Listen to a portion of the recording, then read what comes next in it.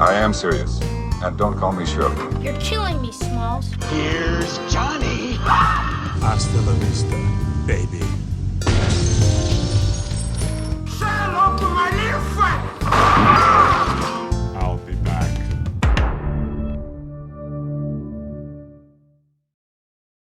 And welcome back, everyone. Welcome to the second episode of CinemaTalks. I'm one of your hosts, Mike Rosario. I'm your other host, Sebastian Fernandez. And today we'll be discussing movies. Yep, as you expected, because we are a CinemaTalks show. So, Sebastian, just a quick question. What movies are we talking about today? We're going to be reviewing two of my favorite movies of all time, The Florida Project and Whiplash. So, let's get started. So, as obviously Sebastian just said, these are his two top favorite movies. This is what today's episode will be revolved around. In future episodes, we'll be talking about different topics like Marvel or something. But today is Sebastian's Day. It's Seb Day, Seabass Day, whatever you want to call it. So, let's get right into it. So, Sebastian, what do you want to talk about first, Whiplash or The Florida Project? Let's go on the sort of light side and go with The Florida Project before we get into the dark stuff. All right, perfect. Let's get into the synopsis real quick. So, just for the viewers that haven't seen it, there will be spoilers, obviously, but here's a quick glimpse of what the movie's about. It is set in the shadow of the most magical place on Earth. 6-year-old Mooney and her two best friends forge their own adventures, while Mooney's struggling mom and a kind-hearted motel manager protect the kids from the harsh reality that surrounds them. So, at first glance of the movie, I'm gonna be honest, I only saw Willem Dafoe, and I was like, okay, I might want to check it out. I'm gonna be honest, the trailer did not do justice for the movie. The trailer didn't look as interesting as I would have interpreted it to be, but the movie is amazing. Seb, I bet you could second that, obviously. Of course, Willem Dafoe, we know him as the Green Goblin in Spider-Man. The Spider-Man Yeah, trilogy. so he's an amazing actor. I love him. But I actually expected the movie to center around him more than the actual two kids. Yeah, I agree with that. Yeah. But at first glance, I love the perspective the director gives us. We don't really get to see this often. We're getting the perspectives of two best friends, two little kids. Yeah. And that's not really seen that much.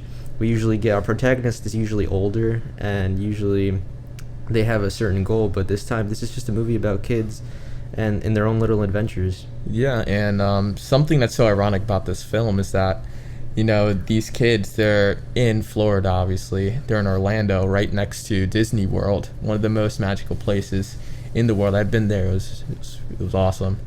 Aside from the point, you know, they're living not such great lives. I mean, they're living in poverty. They're living in a motel, a budget motel. And I love how the director he gives us this side and perspective of life in Orlando, how it's not all magical and happy like it's perceived by the media. Exactly. I love the juxtaposition that they give us. There's like this bright, nice place, Disney World, and then there's also the dark, like where the film usually revolves around. It's giving us this nice new perspective. So, as innocent as the film could be, it also gets very gritty, and it also doesn't hold back. It explores a lot of the other elements of childhood, such as, Mikey, you want to... Yeah, so, you know, these children, they're not letting their circumstances, like financially and just how they're living at home, hold them back from having fun. I mean, we were all kids at some point, right, Seb? Of course. Weren't you a kid? Yeah. I was a kid. So, you know, we always used our imagination to play. I mean, we've all seen that SpongeBob episode with the imagination. Yeah. So we made the best out of things. I mean, here's a quick story. My mother, when she was back in the Dominican Republic, she wasn't the wealthiest person over there. I mean, to have fun over there, she would literally play baseball with oranges and sticks. And she had a great time. From what I've heard, she had a great childhood. So what these kids are going through, you know, in their mind, they probably see that as normal, and they're having a great time. And, you know, I don't think they see themselves as poor. And that's something that, you know, I love about the movie. Just perspective of the kids. Also, in addition to perspective of the kids, we're getting perspective of Willem Dafoe, and also of the mother. What's the mother's name again? Haley. Haley, Haley, yes. right? Yeah. And Haley is not the typical mother that you see in most movies. Yeah, she is, I'd say, irresponsible for most of the movie, for most part. And she was obviously she hasn't been exposed to actual real parenting, which is why she turns out to be sort of not really a good mother figure to Mooney. And Well, hold on.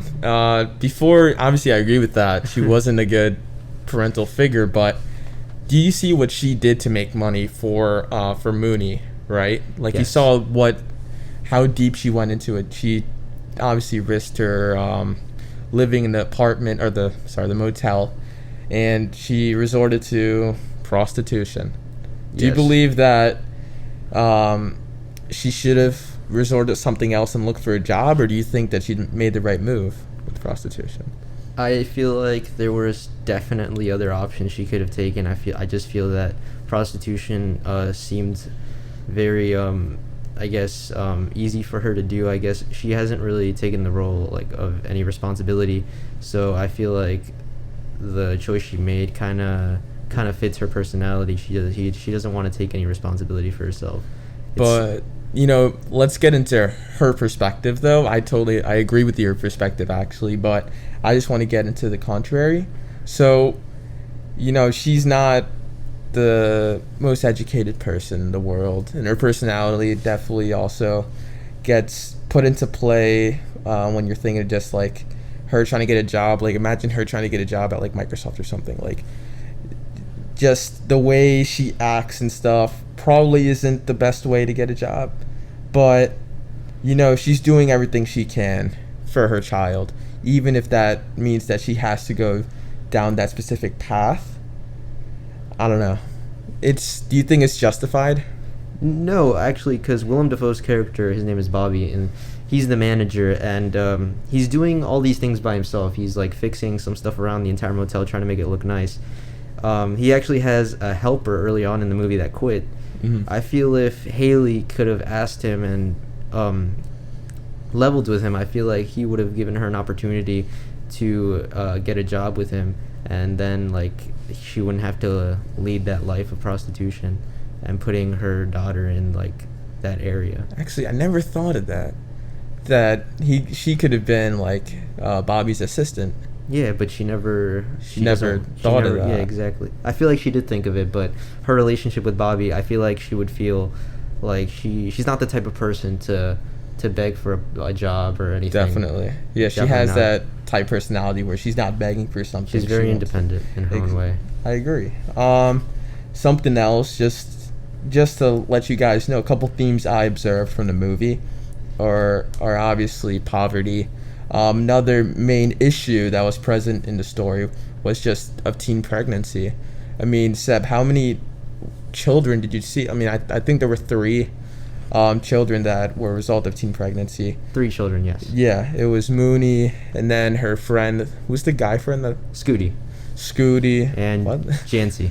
What do they all rhyme Yeah. with Goody or something? Yeah. But yeah, that's definitely another not an issue, but another just theme present in the story.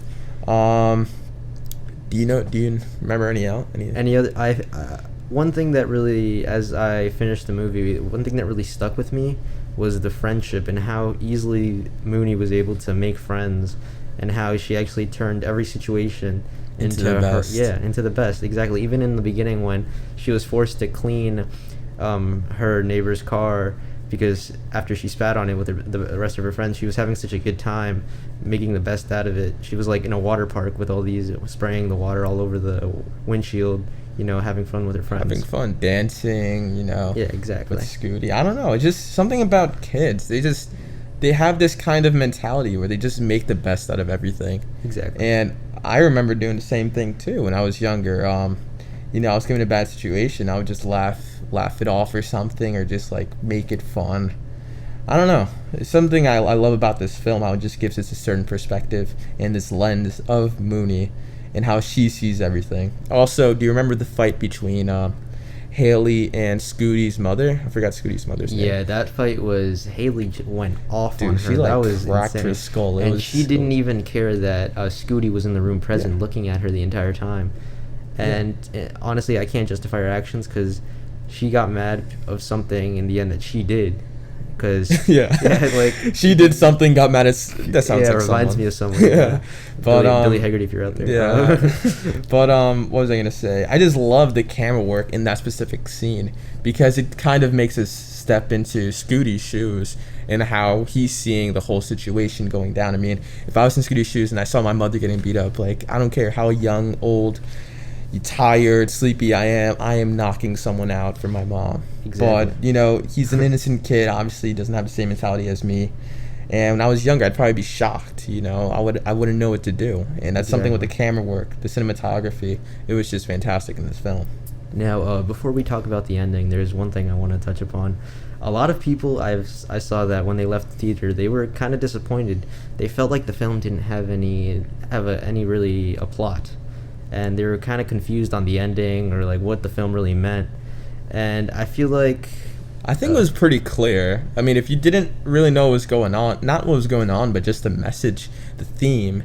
But they weren't really like they didn't get sold on like what the film, like how the film would be entertained. Like certain, let's say a Marvel movie, the Marvel movies have a plot, and then they have someone trying to reach that goal. But in this movie, we don't really see that. We just see like Life. yeah, exactly, life unfolding, like sort of like Moonlight, sort of like that. So, hold on. So, you're saying that people were confused that instead of having a general plot, like, for example, a Marvel movie or any blockbuster hit, where basically, this is how I describe the plots for all those types of movies.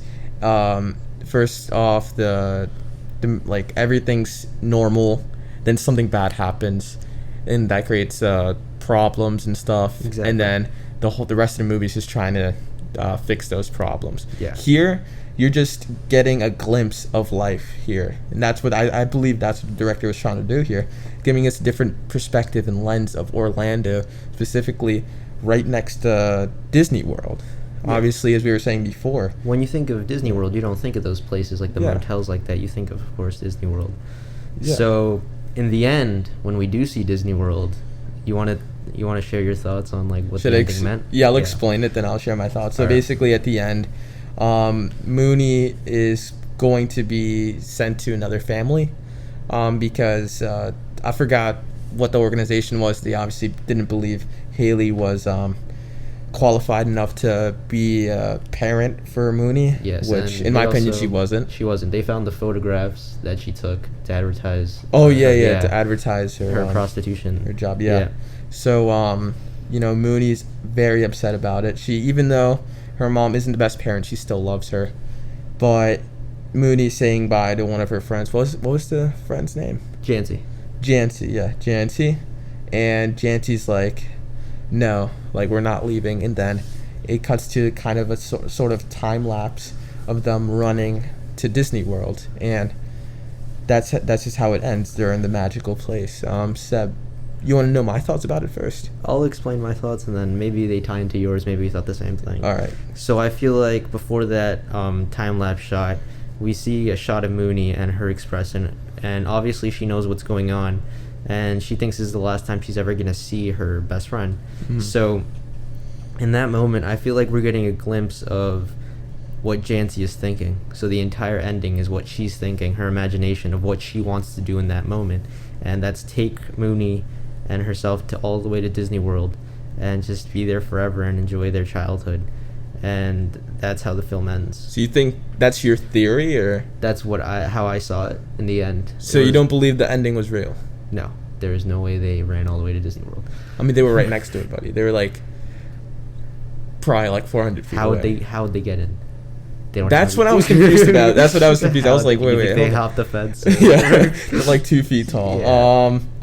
You know, I never thought of it like that. That's obviously a very smart way to think about it. The ending, dang, I'm gonna have to like rewatch the ending again. That theory could definitely be possible and definitely be true. Not so much a theory of how I interpreted it, and that's what I love about how he left the film. The director left the film so open-ended. We don't really know what's going on. What happened to Mooney after that? Yeah, exactly. I love like movies that are left open interpretation. And I hate them at the same time. Yeah, because now you want to know, but then it's Exactly. like, oh, I can just make theories and stuff, and then start like, I don't know. What were your overall thoughts about the movie? My overall thoughts? Yeah. I'd rate it. First off, it gets an S for me. It gets an S for you. Yeah. All right. Well. What about you, Michael? It gets an M from me. So you know what that means. It's an MS rating. Yes. That means we both approve of it.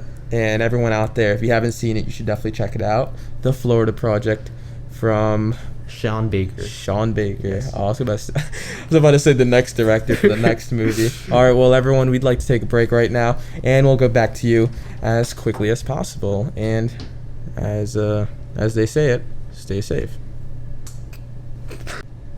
Welcome back, everybody, to CinemaTalks. I'm Sebastian Fernandez. And you guys already know who I am, Mike Rosario. And our second movie that we're reviewing is Whiplash, directed by Damien Chazelle. Yep, not Dave Chappelle, for Not those Dave listening. Chappelle. Two different people, completely different Yeah. areas of study. So, Seb, let's get into it. You want to just say the synopsis real quick of the film? Yes. So, the film is about an ambitious young jazz drummer in pursuit of rising to the top of his elite music conservatory. However, he has an abusive instructor, Terrence Fletcher, who has terrifying teaching methods, and discovers Andrew and transfers him as an inspiring drummer into his own jazz ensemble. And this forever changes Andrew's life, and his pursuit of perfection quickly spirals into obsession, as his ruthless teacher pushes him into the brink of his ability and his sanity. So, before we get into this, you want to talk about our expectations of the film real quick? Yeah. So, obviously, coming from a first-time director, Damien Chazelle, I've never heard of this guy before. So sometimes I don't like to explore these new territories. It's a random guy. Yeah, it's a random making guy. a film. And Miles Teller, honestly, I love him from his other films, such as 21 and Over and Project X. He's always like the guy that comes to the party, and starts like doing some crazy stuff. Yeah, and then leaves right after he does it. Yeah, he takes no responsibility. So yeah, he was this big like frat boy type guy in most of his movies. So this is the first time he was going into a more serious role. Yeah. To add on to that, actually, Sebastian recommended me this film a while ago. Obviously, and then he watched it like 5 months later. yeah, I watched it a little while after while I was bored, but I do not regret it. As soon as Sebastian told me like Miles Teller was in it and Terrence Fletcher, not Terrence Fletcher, what's his name? J.K. Simmons. Simmons. Know him from the Spider-Man trilogy. Another person from the Spider-Man trilogy. Yeah, I just realized this is that, like a yeah. Spider-Man thing going on today. I was like, I have to watch this. I saw the trailer and it looked unbelievable. So I was like, all right, Mom, we're gonna watch this downstairs right now. Get the popcorn ready. Exactly. And it was just like that. I was astonished by everyone's performance. Seb, you want to talk about our favorite scenes of the film? Yes, my favorite scene. Wait. Let's count down and just say it at the same time. Do you think it's gonna be different? Yeah, I think it is. We'll only find out. Yeah. So, All right. 3, 2, 1. The no dinner Mark scene. Okay. Yeah, that was. Yeah. So you want to explain your scene first? No, explain your scene. Your scene actually is more iconic in the film. Yeah. Yeah. So go it's ahead. Definitely. So, the scene that is my favorite is where Andrew. Yeah, Andrew. He missed his mark, and basically what happened. Let me just give a brief overview of the scene. So the jazz ensemble is practicing. Andrew's there. He got moved up to the main drummer. And everyone's doing well. To be honest, I thought Andrew was doing well too. I'm not musically gifted, so I can't tell if someone's doing badly. But from what I saw, he was doing pretty good. And Terrence Fletcher, he just every time he'd stop the playing every couple of seconds and just go to Andrew and tell him he's missing his mark, that he's messing up. Yeah. Personally, I thought he was doing great. That's just me. But he kept quote unquote messing up so many times that Terrence Fletcher was just abusing him not abusing him, but just like Seb, you can explain like mentally the verbal abuse that verbal he uses. abuse. Well, first off, he lashes out. He throws a chair at him that Andrew. Yeah. has to dodge. Yeah. That was my favorite part. Yeah, and then after a while, he goes to him and he starts telling him to count. And then after a while of He counting, slaps he starts him. slapping him and asking him, "Were you rushing or were you dragging?" and he repeats this each I time. was until- rushing. Yeah. Yeah. And he starts crying in front of the rest of the jazz, and then. You just embarrassed him in front Exactly. of all of his peers. That's And just, you don't expect it. Honestly, I didn't expect it because Me before neither. that he was saying, "Wow, this is a great drummer." Yeah, Yeah. as he's playing. You hyped and then him all up. of a sudden, you just get that chair coming at you. You're confused, like, "What did I do something wrong?" yeah, and that's something that this film, puts light on, is this not issue per se, but just this idea of striving for perfection, even after getting embarrassed and humiliated in front of all your peers. Yeah.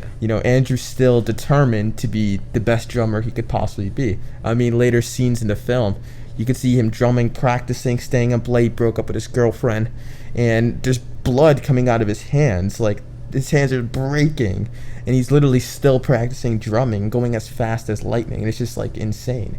I mean, I don't know. It was just a crazy movie. It was a crazy movie. Seb, you want to get into your favorite scene? Yeah, my favorite scene would have to be the dinner scene between Andrew and the rest of his family. The reason I love this scene is actually because Andrew feels like he's coming to the table. He's excited to talk about his passion to the rest of his family, and his family keeps like overlooking his passion, and he keeps bringing up how he's now like the number one drummer and he's the youngest drummer in the ensemble, and the rest of his family is like, good job. I remember this scene. And then all of a sudden, what you see next is Andrew's other cousins coming in. They sit down on the dinner table, and they're all talking about Sports, right? sports. I scored a 91-yard touchdown, and Andrew's kind of he's like, It's funny to hear you talk about football. That's the only time I've ever talked about football. By the Yeah. way. Yeah. And Andrew is like, it's Division 3. It's not even. It's like Yeah, and that's he not kinda roasts the him. greatest. Yeah, and then the rest of his family is silent, and Andrew's just there. He's the only one that actually cares about drumming, the only artist in his family, and I feel like that was a scene he felt just so alone. And what's ironic is the only person he could turn to in that moment is Fletcher. Terrence Fletcher. Yeah, it's crazy. They have this weird relationship. Yeah. Getting back to the dinner scene, I personally like. How do I put this? Do you feel like being a D3 football player is better than being one of the top drummers in the country? Do I feel? Yeah. Well, it depends. Andrew is... Depends. Yeah, it depends on what your goal is. If you want to be a football player, then that's... Well, no, not me personally. I mean, like, what do you think's more impressive? To me? Yeah. Well, I feel it's more impressive. They're both equally impressive to me, to A be honest. D3 football player. Dude, if I play football, like right now, I could get into a D3 school playing football. Number one, Well, one of I the don't top know. drummers in the country. Like, you know how many people are in the country? A lot. Like, a lot. And it's in New York City, and that's one of the most musical, Yeah, places to be. what's the school he gets into? Uh, Juilliard? No, it's No, Juilliard. Schaefer Conservatory. Is that a real school? I don't think so. Yeah, probably not. I would have went there. Yeah. For Yeah, what? after the film. Yeah, just to see. So, what do you think is the theme of Whiplash? So it definitely has to do something, or one of the many themes and messages the director's trying to like send us is just striving for perfection. As I was talking about earlier, he's doing all these things to be perfect, and I feel like, Seb, I want to know your thoughts. Do you think someone could reach perfection? No, perfection is that sort of a thing that's a goal. It's mythical. In mind, exactly. It's There's mythical, no it's not way. real. But Andrew has this mindset of being one of the greats, and he's never gonna reach it, I feel. But the end of the film is actually like we're seeing with him.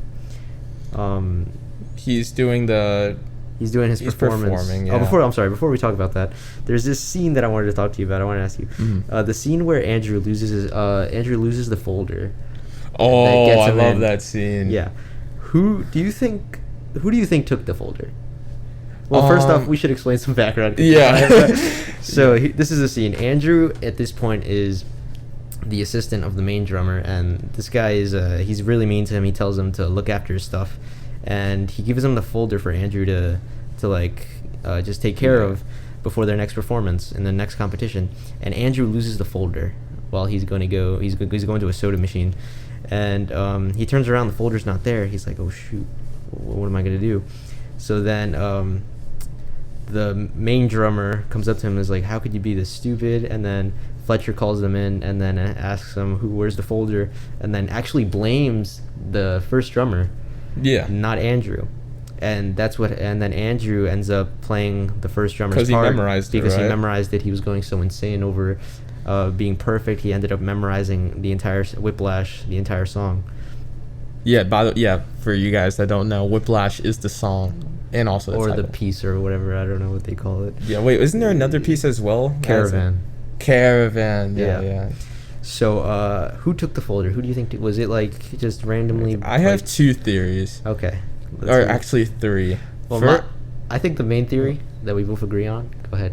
I was gonna say one of the teammates, not teammates. It's not a sports game. One of his peers took it, or a janitor.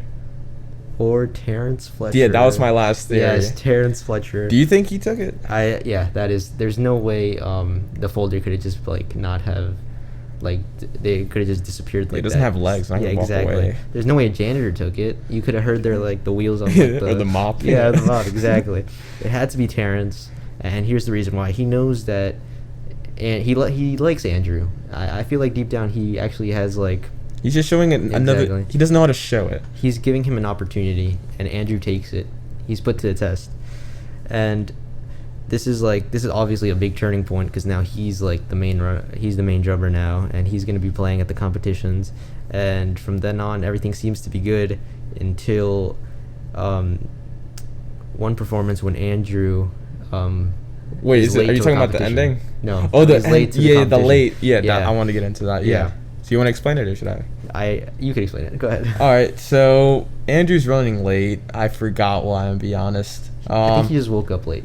Yeah, he probably Yeah. just woke up. Yeah. That's He woke what up happened. late. He woke up late, and there's a performance he has to get to, and he's rushing. He's doing everything to get there, giving no buts about it. He's going through red lights. I mean, and in the climactic part of the scene, he gets crashed by was it a bus or another car? It was just in the car, I think. Another Yeah. car, a big car then, and he's bleeding everywhere. It's glass all over his body. Exactly. He might have a broken rib or something, but he just gets up and just runs to his performance. He did not care about his car, about his body. He's just so dedicated to being on time and being perfect that that's what he decided to do. So what are your thoughts on that? Even after the car crash, the number one thing on his mind is get to the competition. Yeah. Fletcher is going to kill me. He wants to be the best, and he can't be the best if he's late. So he has to get there on time. And he makes it on time. He makes it just on the time. Yeah. As soon as the curtains are rising up, and when he's there, his body is just not functioning, and he ends up dropping one of the sticks, and everything goes wrong. And Fletcher ends up stopping the entire performance. And after that, he apologizes on behalf of Andrew, which gets him mad. And Andrew just tackles him onto the ground in front of the entire that audience. was awesome. Yes, That it was. And great. yelling F-bombs as he's as he's being escorted out by security guards. Wait, what's an F-bomb? It's I don't know. But that scene was just terrific. I loved it a lot. Just because I don't know. Throughout the beginning of the first half of the movie, right before that scene, I guess I was just starting not to like Terrence Fletcher. I mean, I knew he was a decent guy, but he was just taking out so much anger on Andrew that he did not deserve. He was trying his best. You could really see it.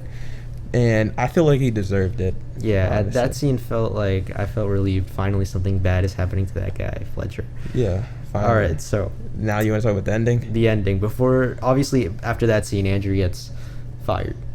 He gets let go from the music conservatory. Yeah. And he ends up selling out Fletcher about how he's abusing his students, and Fletcher gets fired from the music conservatory. And after that, skipping to the ending, Andrew finds Fletcher in sort of a jazz club, right? And they start talking, and here's like the main quote of the movie. Fletcher and him start talking. They start bonding a little bit, so you think everything's going good. And he says, there are no two words in the English language more harmful than good job. So, That's true. I actually agree with that. That's true. And he's saying how we're not going to get our next Buddy Rich or our next Beethoven if we don't start putting this much pressure on our students. We're never going to get there again. We're never going to have another one of the greats ever again.